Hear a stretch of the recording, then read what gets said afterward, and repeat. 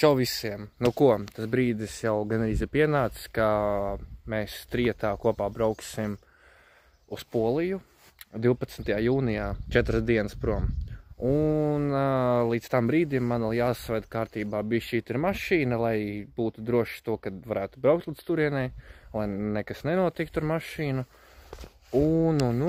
Jā, un drons vēl bišķīt jāstais, man bija ietriecies zaros ar viņu. Daži spārni saplīsa. Un jā, principā tas arī ir viss. Būs arī tāds normāls budžetiņš uz Poliju braucot. Mēs arī noteikti iebrauksim Slovākijā, bišķīt un Čehijā. Tas atpakaļ ceļā braucot. Tā kā līdzi ņemsim teltis, visu kaut ko tādu. Un video būs ļoti interesants. Es došu ziņu tālāk par šo ceļojumu. Bet līdz tam vēl gaidiet. Noteikti būs labi skati tur.